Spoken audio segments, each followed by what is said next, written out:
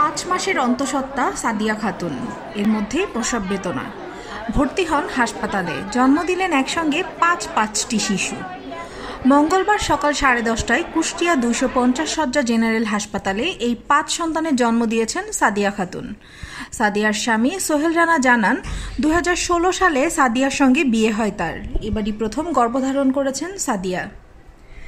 5 সন্তানের জন্মদানের পর সাদিয়া সুস্থ থাকলেও চিকিৎসকরা জানিয়েছেন নবজাতকগুলোর ওজন স্বাভাবিকের চেয়ে কম। স্বাভাবিক সময়ের অনেক আগে জন্ম নেওয়ায় তারা স্বাস্থ্য ঝুঁকিতেও রয়েছে। তাদের জন্য উন্নত চিকিৎসার ব্যবস্থা করতে বলছেন তারা। বাচ্চা আজকে সকালবেলায় 5টা ডেলিভারি হয়েছে। নর্মাল ডেলিভারির মাধ্যমেই আসলে বাচ্চাগুলো প্রসব হয়েছে।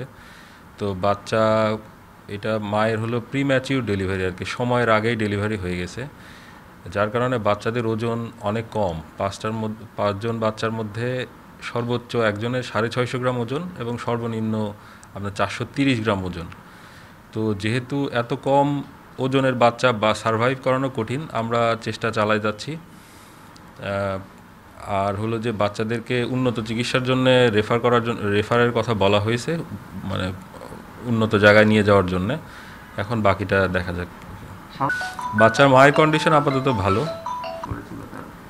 এর পূর্বে আমার জানা মতে এরকম ঘটনা ঘটেনি। নর্মালি যেটা হয় যে সর্বোচ্চ 2জন বাচ্চাই জন্মগ্রহণ করে আর কি, টুইন বেবি যেটাকে বলা হয়, সেরকম বাচ্চা জন্মগ্রহণ করছে, কিন্তু একসাথে 5জন বাচ্চা জন্মগ্রহণ এই প্রথম, আমি যতদূর জানি আর কি, আমার জ্ঞানের বাইরেও থাকতে পারে। এদিকে একসঙ্গে 5 সন্তানের জন্ম হয় খুশি সোহেল রানা, তবে সন্তানদের লালন পালনে সরকারের সহায়তা কামনা করেন তিনি। এখন আমি তো খুশি, যেহেতু প্রথম সন্তান, এখন আল্লাহ পাক যাই দেশে 5টা দেশে, এখন যাতে ভালোভাবে থাকে। এখন ডাক্তার বলেছে এখন একটু ভালো। হ্যাঁ ভালো, সুস্থ আছে। এখন বক্তব্য আছে আমার তো আল্লাহ পাক সন্তানাদি 6 বছর দিনে 6 বছর পর আল্লাহ পাক দিয়েছে। আর আমিও তো সেই রকম আর কি ফ্যামিলিগত ইস্যুর দিকতে না, তে আল্লাহ পাক যে এতদিন পরে আল্লাহ পাক 5টা বাচ্চা দিয়েছে। তে আল্লাহর কাছে একটু দোয়া করি যাতে আমার বাচ্চাটা সবাই যেন আরও দোয়া করে যাতে সুস্থ হয়ে থাকে।